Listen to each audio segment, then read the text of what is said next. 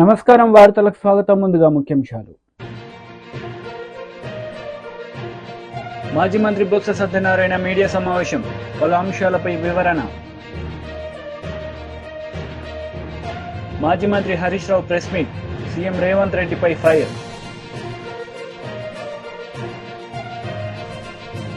Botsa Satyanarayana media సమావేశం నిర్వహించారు. ఈ సందర్భంగా పలు అంశాలపై ఆయన మాట్లాడారు. ఆయనకి జీవితంలో వచ్చిన అలవాటు, నేను రోజున ఆయన మాట్లాడిన మాటలు చూస్తున్నాం. ఆయన మాటలు తీసుకుంటే ప్రసాదంలో వాడే నెయ్యిలో కల్తీ జరిగింది, కానీ ఎక్కడ జరిగిందో నాకు తెలియదు, ఎలా జరిగిందో నాకు తెలియదు అని చెప్పిన మాట చూస్తే జాలి వేస్తుంది. నిజంగా మీరు ముఖ్యమంత్రి, ఈ రాష్ట్రాన్ని పరిపాలిస్తుంది మీరా ఇంకెవరైనా అని. నిన్నటి రోజున మా నాయకుడు జగన్మోహన్ రెడ్డి గారు సాక్షాత్తు ప్రత్యక్షంగా తిరుపతి వెళ్ళి వారిని దర్శించుకొని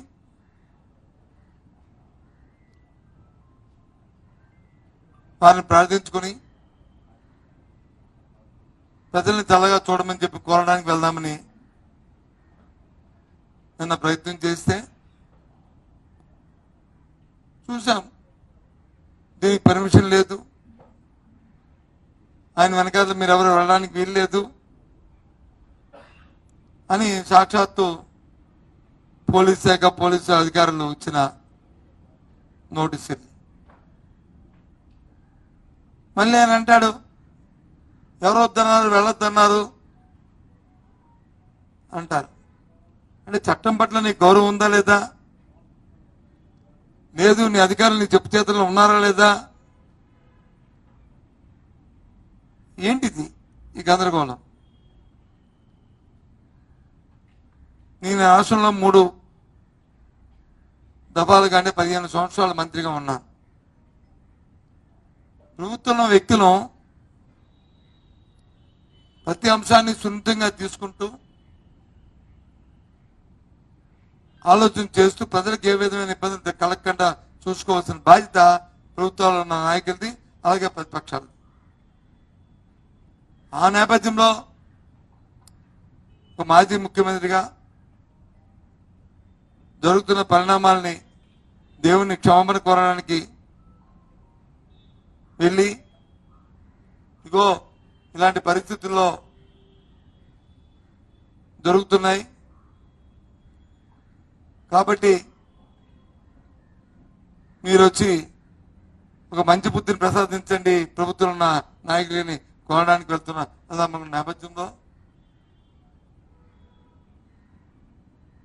ఆటంకాలు పెడుతూ లేనిపోయిన కొత్త విషయాలు తీసుకొస్తూ నిన్న జరిగిన గందరగోళం, 24 గంటల్లో జరిగిన గందరగోళం ఈ రాష్ట్ర ప్రధాని అంతా కూడా చూస్తూనే ఉన్నారు.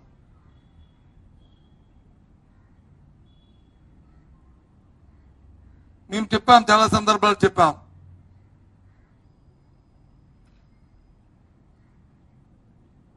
ఆ భగవంతుడికి ఇచ్చే నైవేద్యంలో ప్రసాదంలో, లడ్డూ ప్రసాదంలో కానీ నైవేద్యంలో కానీ వాడే పదార్థాల్లో ముఖ్యంగా నెయ్యిలో కల్తీ జరిగితే ఓ థర్డ్ పార్టీ ఎంక్వైరీ చేసి నిరూపించి ఎవరైతే ఆ కార్యక్రమం చేశారో వారిని శిక్షించండి. మీరు శిక్షించిన దేవదేవుడు తప్పకుండా శిక్షిస్తాడు, చేసిన వాళ్ళని శిక్షిస్తాడు, లేకపోతే ఆరోపణలు చేసిన వాళ్ళని సరే శిక్షకి మరి ఆ వారిని శిక్షిస్తాడు అని చెప్పి దాన్ని తయారుగా ఉన్నామన్న విషయాన్ని చెప్పాం. లే, తన మనుషులు వేసుకుని అతను ఆడిన అబద్ధాన్ని దాన్ని వచ్చి నిజం చేయడానికి ఆయన తాపత్రయపడుతున్న నేపథ్యాన్ని చూస్తే నిజంగా చెప్పాను, ఎంత జాలేస్తుంది, అందుకే జాలేస్తుందని చెప్పాను. ఏముంది, ఒక లేఖ ప్రభుత్వం తరఫున లేఖ రాయండి,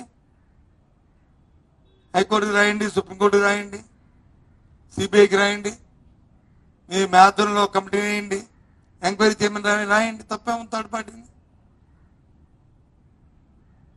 తప్పు జరిగితే ఎవరు జరిగితే వారే శిక్షార్హులు. ఎందుకు రాయట్లేదు? ఎందుకు ఎందుకు హైకోర్టును వచ్చి రిక్వెస్ట్ చేయట్లేదు? ఎందుకు సుప్రీంకోర్టుకి ప్రభుత్వం తరఫున లేఖ ఎందుకు రాయట్లేదు? చెప్పండి. మీలో బెరికి లేకపోతే మీరు చెప్పింది తప్పని మీకు తెలుసు కాబట్టే మీరు ఈ పని చేయట్లేదు.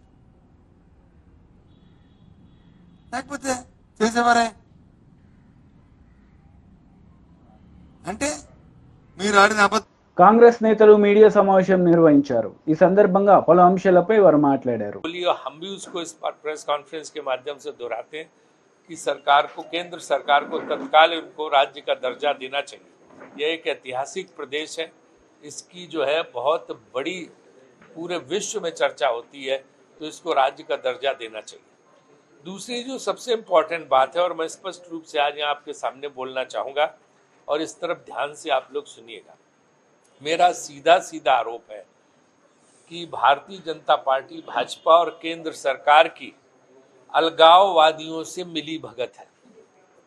ये अलगाववादियों, इनकी जो भी अलगाववादी चुनाव लड़ रहे हैं, इनकी सब टीम बी है, और उसके जरिए ये जो है यहाँ पे जो राष्ट्रवादी ताकतें हैं, कांग्रेस और नेशनल कॉन्फ्रेंस, उनको किस तरह नुकसान पहुंचे, सिर्फ इसके लिए लगे हुए हैं, बजाय इसके कि उसके लिए वो अलगाववादियों का सपोर्ट ले रहे हैं।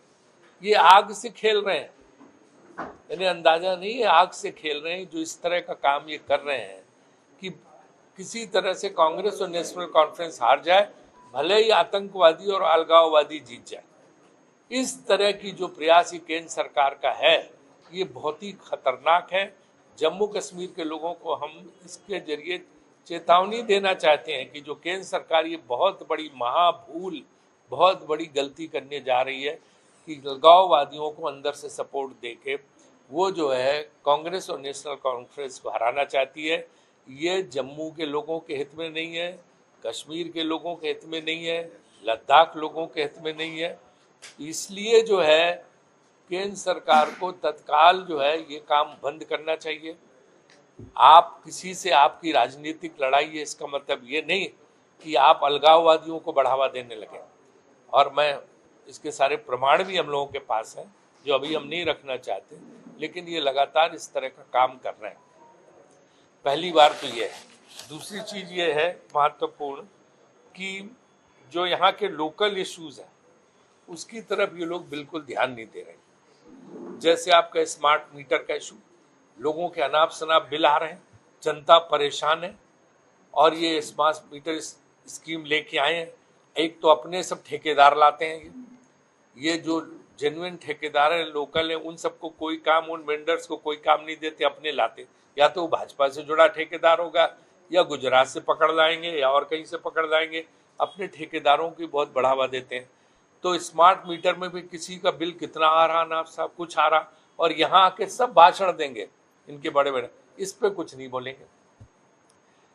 तीसरी चीज ये जो है इनकी कि बेरोजगारी जो है 20% बढ़ गई है। यहाँ पे युवा बिल्कुल बेरोजगार पड़ा है, उस पे भी एक शब्द ये नहीं बोलते हैं। और जो इसका एलोकेशन सोचो, 2017 में विकास का एलोकेशन 860 करोड़ होता था, आज घट के जो है 360 करोड़ रह गए। మాజీ మంత్రి హరీష్ రావు మీడియా సమావేశం నిర్వహించారు. ఈ సందర్భంగా పలు అంశాలపై ఆయన మాట్లాడారు. ఎప్పుడు గుండె అయిపోతుందో, రాత్రి మళ్ళీ తెల్లారుతుందా లేదా, అసలు నిద్ర మేము లేస్తామా లేవమంత ఆ భయంతో బతుకుతున్నాం బిడ్డ అంటుందమ్మ. ఇదన్నీ కూడా ఒక పిచ్చి నిర్ణయాలు, అనాలోచితమైనటువంటి నిర్ణయాలు ఈ ప్రభుత్వం తీసుకుంటుంది. నిజంగా చెప్పాలంటే హైడ్రా అంటున్నాడు. ఆయన 6 గ్యారంటీలు అమలు చేస్తా అని చెప్పారు. 100 రోజుల్లో 6 గ్యారంటీలు ఇస్తామని బాండ్ పేపర్ల మీద ఇచ్చారు. అసలు దాని మీద దృష్టి పెట్టాలి కదా ప్రభుత్వం. నువ్వేం చెప్పావు? వృద్ధులకు 2000 పెన్షన్ 4000 చేస్తాను. అది ఎలా అమలు చేస్తావు, ఎంత తొందరగా చేస్తావు ఆలోచించు. మహిళలందరికీ నెలకు 2500 ఇస్తానని హామీ ఇచ్చావు, అది అమలు చేసే దాని మీద దృష్టి పెట్టును. రైతులకు 7500 వాళ్ళకు రైతు భరోసా ఇస్తా అన్నావు, దాని మీద నువ్వు దృష్టి పెట్టే ప్రయత్నం చేయి. 2 లక్షల ఉద్యోగాలు ఇస్తాం 1 సంవత్సరంలోగా అన్నావు, ఆ 2 లక్షల ఉద్యోగాలు ఇచ్చే దాని మీద నువ్వు దృష్టి పెట్టు. ప్రజలకు నువ్వు ఎన్నో హామీలు ఇచ్చావు. ఇచ్చిన హామీల మీద దృష్టి వదిలిపెట్టి పేదల ఇండ్లు కూలగొడతా అని హైడ్రా పట్టుకొని బయలుదేరిండు. నువ్వు చేయాల్సిన పని ఏంది? నువ్వు ప్రజలకు ఎన్నో హామీలు ఇచ్చావు. నువ్వు 100 రోజుల్లో చేస్తా అన్నావు. మొదటి రోజే సంతకం పెడతా అన్నావు. అవి మరిపించడానికి పొద్దున్న లేచి టీవీ పెడదామంటే కూలగొట్టుడే కనబడుతుంది. ఇంకేమన్నా కనబడుతుందా? ఇలా కొన్ని లక్షల మంది ప్రజలు మలేరియా, డెంగ్యూ, చికెన్ గున్యాతో బాధపడుతున్నారు. అసలు పారిశుద్ధ్యం పడకేసింది రాష్ట్రంలో. చెత్త చెదారం ఎత్తక గ్రామాల్లో, పట్టణాల్లో మురికి కూపాలైపోయి ప్రజలు రోగాల బారిన పడుతుంటే దాని గురించి పట్టించుకునే టైం రేవంత్ రెడ్డికి లేదట. ఇవాళ ప్రజలు ఎంత బాధపడుతున్నారు. అది ఇడిచిపెట్టి కూలగొడతా అని తిరుగుతాడు. ఒక ముఖ్యమంత్రిగా ప్రజల ఆరోగ్యం మీద దృష్టి పెట్టు, పారిశుద్ధ్యం మీద దృష్టి పెట్టు. ఇలా హాస్టళ్లలో పిల్లలు పోతే ఎస్సీ, ఎస్టీ, బీసీ హాస్టల్లో అన్నం పెడతలేరు. పురుగులు అన్నం పెడితే పిల్లలు రోడ్ల మీదకి వస్తున్నారు. చదువులు దెబ్బతింటున్నాయి, పిల్లల భవిష్యత్తు దెబ్బతింటున్నది. ఆ ఎస్సీ, ఎస్టీ, బీసీ పిల్లల గురించి ఆలోచించడానికి ఈయనకు టైం లేనట్టుంది. కానీ ఈయన అనవసరంగా కూలగొట్టే దాని మీద పెడతా ఉన్నాడు. ఏంది బిడ్డ?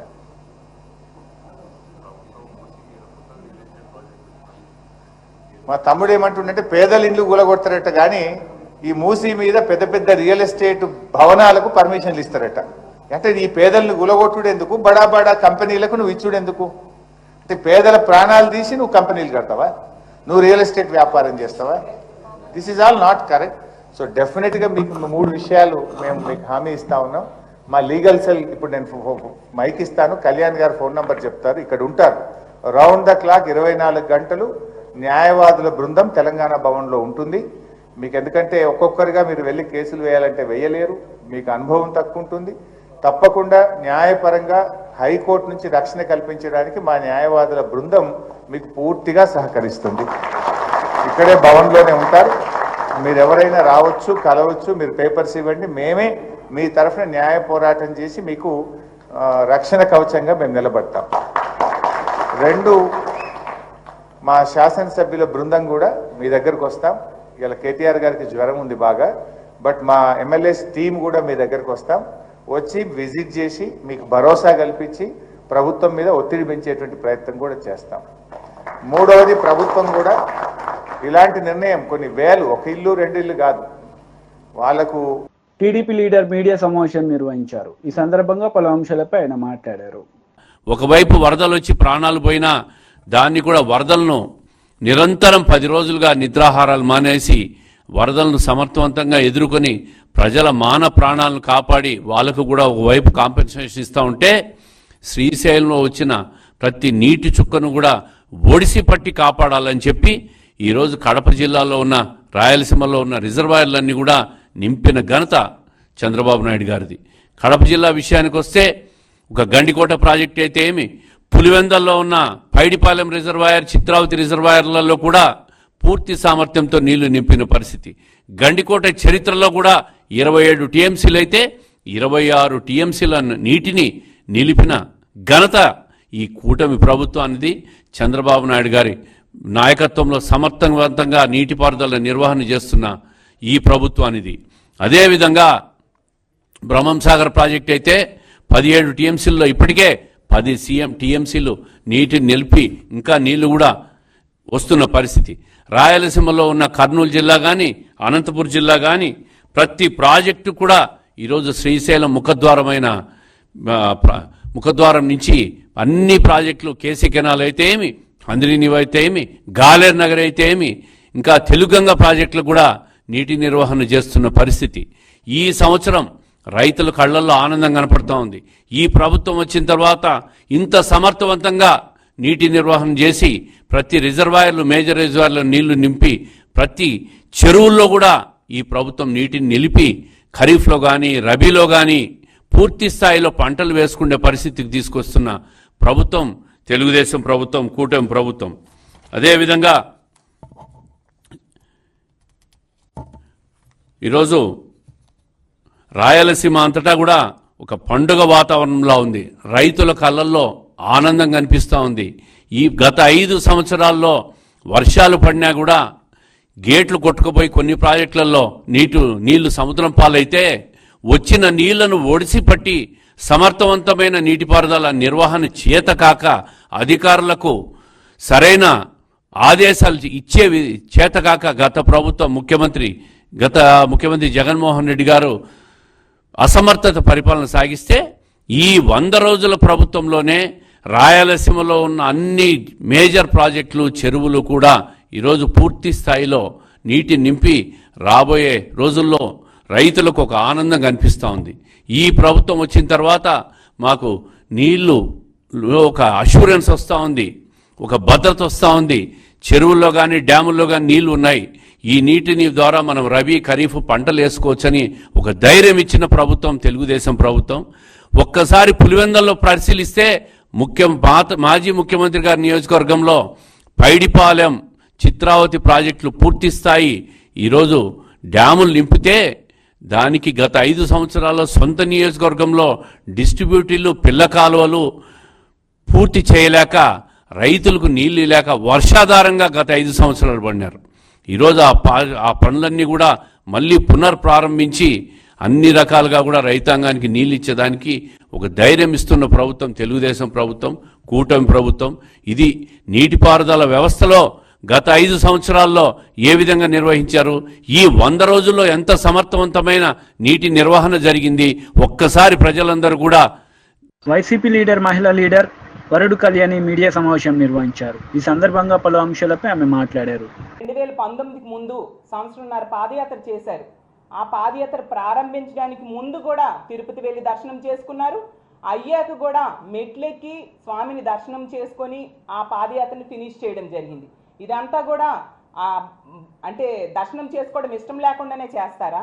అలాగే 5 సార్లు సీఎంగా పట్టు వస్త్రాలు సమర్పించారు. అది కూడా ఇష్టం లేకుండానే చేస్తారా? అలాగే తీసుకుంటే జగన్మోహన్ రెడ్డి గారిని అడ్డుకోవడానికి అడుగడుగునా ప్రయత్నించి మళ్ళీ తిరిగి చంద్రబాబు నాయుడు గారైనా అనిత గారైనా చెప్తున్నారు, మేమే నోటీసులు ఇవ్వలేదు, మేమేమో అడ్డుకోవడానికి ప్రయత్నించలేదు, ఎవరు అడ్డుకున్నారు అనేసి. మరి నోటీసులు ఇవ్వకపోతే ఇవన్నీ ఏంటి? నిన్ననే మా జగన్మోహన్ రెడ్డి గారు ప్రెస్ మీట్లో చెప్పారు, నోటీసులు కూడా చూపించారు. మా పార్టీ నాయకులకి కార్యకర్తలకి ఎన్ని నోటీసులు ఇచ్చారు చూడండి. చిత్తూరు, అలాగే కడప, అనంతపురం, ఆ డిస్ట్రిక్ట్స్లో ఆ చుట్టుపక్కల జిల్లాల్లో ఉన్న నాయకులందరికీ కూడా పోలీస్ నోటీసులు ఇచ్చి అక్కడికి వెళ్ళొద్దు అంటూ, అలాగే సదరు కార్యక్రమానికి అనుమతి లేనందున అంటే జగనన్న పర్యటనకు మాజీ ముఖ్యమంత్రి వర్యులు వైఎస్ జగన్మోహన్ రెడ్డి గారు తిరుపతి సందర్శన ఉన్నందున సదరు కార్యక్రమానికి అనుమతి లేనందున అంటూ ఇంత క్లియర్గా నోటీసులు ఇస్తే అనిత గారు మేమెవ్వరికి నోటీసులు ఇవ్వలేదు అని చెప్తున్నారు. అంటే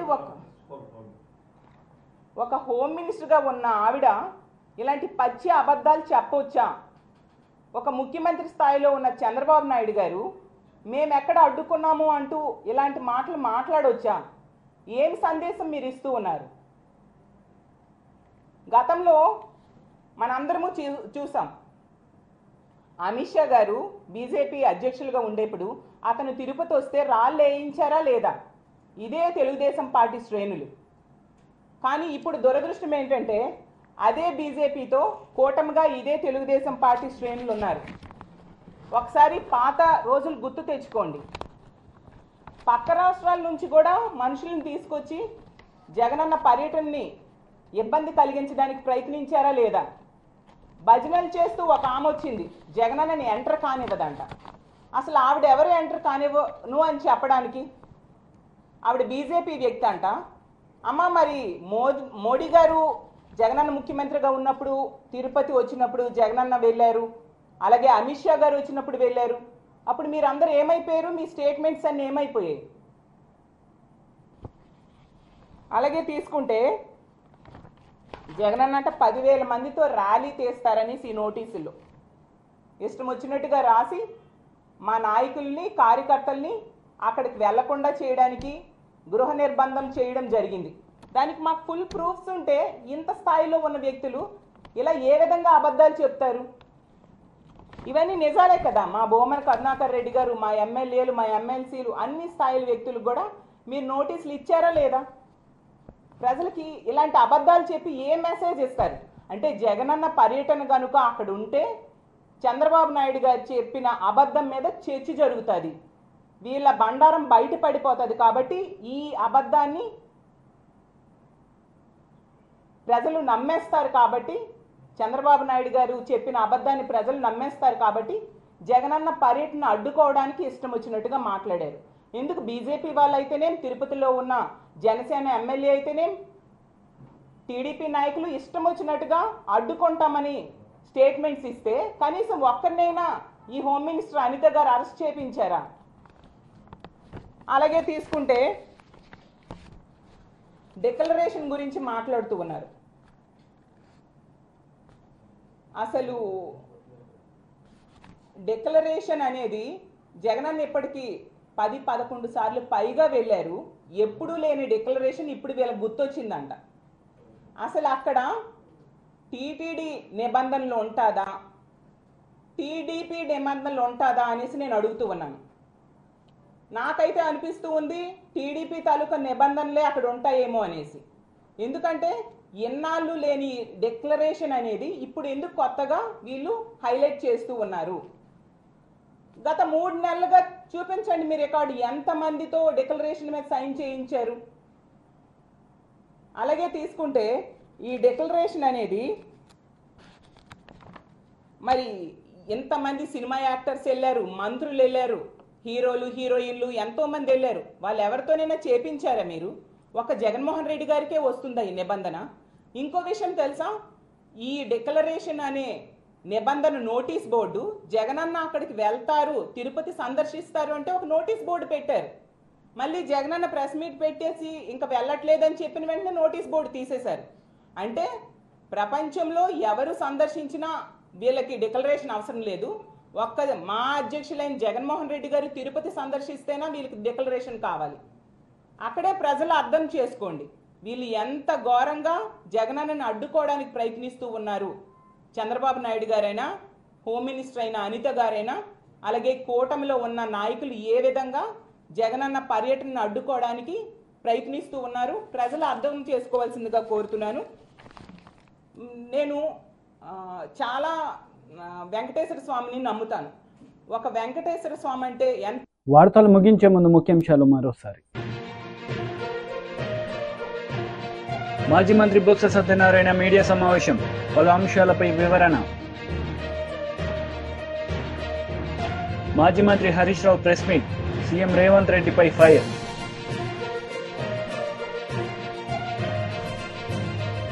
ఈ వార్తలు ఇంతటితో సమాప్తం. తిరిగి ప్రసారమయ్యే వార్తల్లో మళ్ళీ కలుద్దాం. అంతవరకు సెలవు, నమస్తే.